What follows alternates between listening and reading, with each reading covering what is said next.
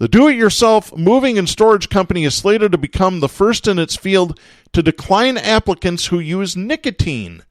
Beginning February 1st, the company is implementing a nicotine-free hiring policy throughout 21 states as part of its commitment to empowering a healthier workforce. That is according to the company's chief of staff. Her name is Jessica Lopez. Here's what she said to Fox Business. Quote, "We are deeply invested in the well-being of our team members. This policy is a responsible step in fostering a culture of wellness at U-Haul with the goal of helping our team members on their health journey." End of quote. This does not affect employees who have already been hired by U-Haul. They're not going to be affected by this. U-Haul recently broke ground on a brand new conference and fitness center in Arizona, which is one of the states where it is lawful to decline to hire somebody if they use nicotine products. And by the way, there are 21 states where you can be turned down for employment simply because you smoke, you use chew, you use any type of tobacco products. Here are the states: Alabama, Alaska, Arizona, Arkansas, Delaware, Florida, Georgia, Hawaii, Idaho, Iowa, Kansas, Maryland, Massachusetts, Michigan, Nebraska, Pennsylvania, Texas, Utah, Vermont, Virginia, and the state of Washington. By the way, the company has more than 10,000 employees according to their LinkedIn. Now, this is what I want to talk about. Is this too much control over an employee's life outside of work, off the clock? What's going to be next for U-Haul? If your BMI is too high, they won't hire you. If you consume sugary soft drinks, they won't hire you. If you have too much starch in your diet, they won't hire you. What's next? Really, you may say, "Oh, Darren, you're just engaging in a slippery slope conversation." Well, no, I'm not. What's going to be next? How much control should your employer have over your personal life? What you do off the clock, off company property, not using company resources. How much control should they have? Should they tell you that you can't consume nicotine? Should they tell you that you can't consume caffeine? Caffeine is a drug. They could say, "Oh, you're violating a drug policy."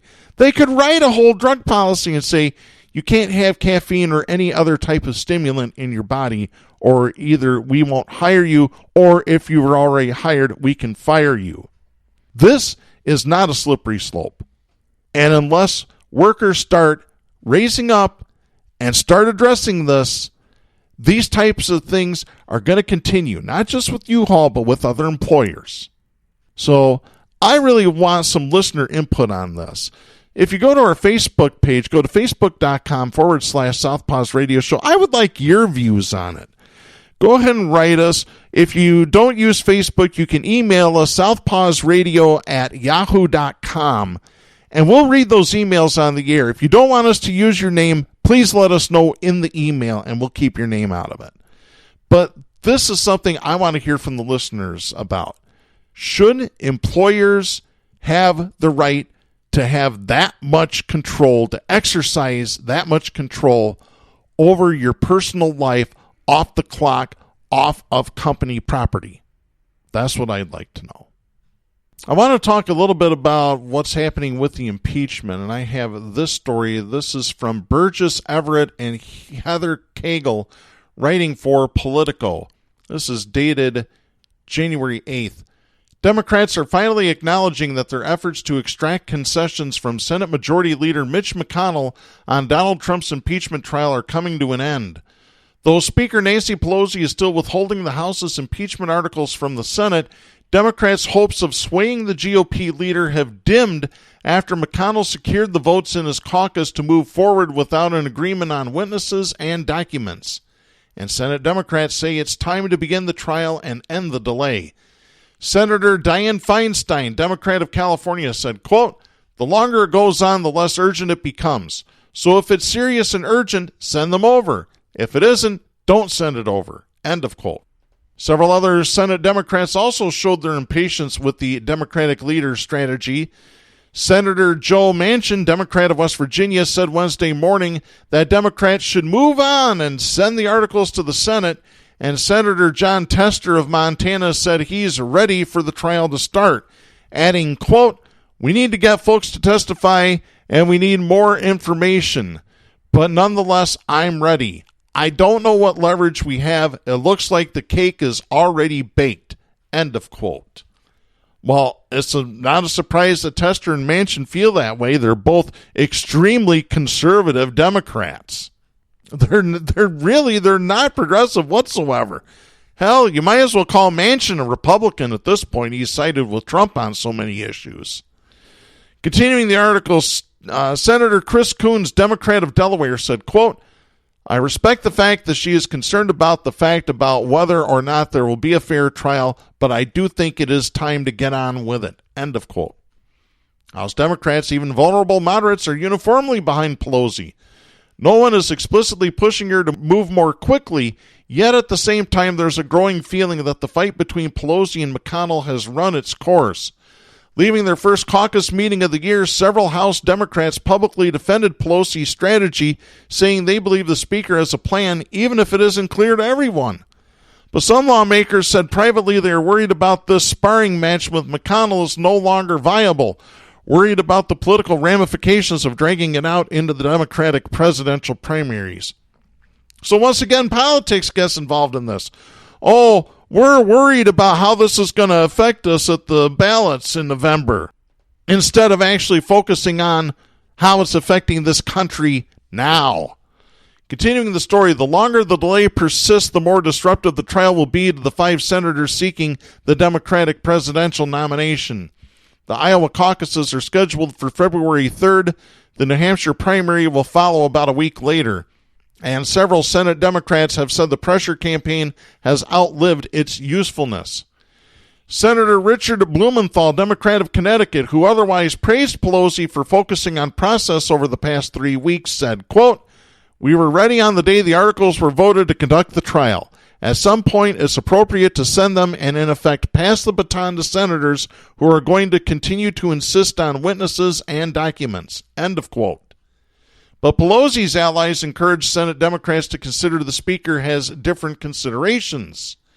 Representative David Cicilline, Democrat of Rhode Island, said, quote, "I take the senators at their word that they're interested in proceeding because of the gravity of the president's conduct, but the Speaker has the additional responsibility to properly staff the prosecution."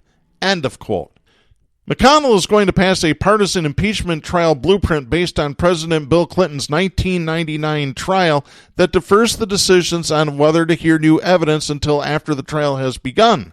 And as long as Pelosi delays, McConnell made clear that he's going to continue to confirm Trump's nominees. Representative Jim Costa, Democrat of California, said, quote, "Obviously there are limitations to what the House can do. We're getting there." End of quote. Representative John Yarmouth, Democrat of Kentucky, said, quote, "Realistically, there is a timeline, there's a limit. The American people are going to want this to happen sooner rather than later. It did give us a couple of weeks, 3 weeks, to just keep pounding home what are they trying to hide. But we can't keep that drumbeat up forever." End of quote. But House Majority Leader Steny Hoyer dismissed concerns about the impeachment standoff disrupting the presidential primaries. Hoyer continued, quote, "The politics of the United States are moving apace, and that will continue. But that will not dictate the timing on doing what we believe is our constitutional duty." End of quote. McConnell has routinely mocked Pelosi's delay and attempts to pressure him into cutting a deal with Democrats on witnesses and documents. On Wednesday, he read quotes from 3 members of the Senate Democratic caucus on the floor asking for the trial to begin and said he was glad Democratic senators are losing patience with this. That might be overstating things. No Democrat would criticize Pelosi directly, and every Democratic senator interviewed on Wednesday praised her fight for a more comprehensive trial. Moreover, Pelosi is also juggling the impeachment decision with how to respond to Trump's tit-for-tat with Iran. Representative Emanuel Cleaver, Democrat of Missouri, said of the Iran crisis, quote, "This is all anybody is talking about, even privately. I think everybody is upset to the point where impeachment seems so yesterday. End of quote. And that's because everybody, including members of Congress, have a very short attention span. We go from one thing to the next. We can't stay focused on one thing and stay with it. Oh no, God forbid we do that. Continuing the story here. Still, there is an emerging consensus that Pelosi's request on Tuesday for McConnell to further lay out his plans for the trial showed that the Democratic tactics are no longer producing results. Senator Angus King, independent of Maine, whom McConnell quoted asking for the trial to begin, said the GOP leader has basically answered that. Quote, it's going to be the Clinton model, end of quote. Senator Doug Jones, Democrat of Alabama, said it's an understatement to observe that McConnell isn't giving an inch to either Pelosi or Senate Minority Leader Chuck Schumer. Senator Robert Menendez, Democrat of New Jersey, said, quote, I'm not really sure what her thinking is. It's really up to her. She controls the process, so I'll let it to her judgment, end of quote. Yeah, see, there is a process to this. Just because the House has filed articles of impeachment, that's not the end of it. This is the beginning of it, because there has to be House officers elected to physically take the articles of impeachment over to the Senate. There is a whole process that's spelled out in the Constitution, and it all has to be done that way, or it's not a valid impeachment trial. And that's the thing that a lot of people forget about this, that there are steps. You have the Trump supporters, the 63 million idiots, morons, and rubes who voted for the orange skin idiot that say, oh, he never did anything wrong. Well, that's not necessarily the case, folks. I'm not going to try the case here because I'm not a member of either the House or the Senate. But I tell you what, and there's a lot of progressives out there that say, oh, this could hurt. No, I think this will help. I think the people are finally fed up. They're finally seeing what happens when you elect Republicans to office. That is, nothing happens. How many bills are sitting in the Senate collecting dust that the House has already approved, that McConnell is sitting on with that wrinkled up smirk on his old face?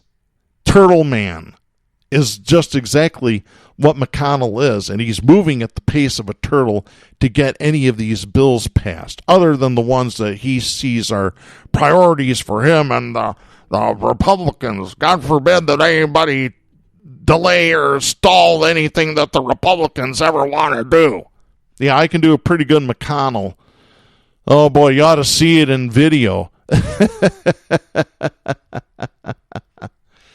So anyway, so that's kind of an update on the impeachment proceedings.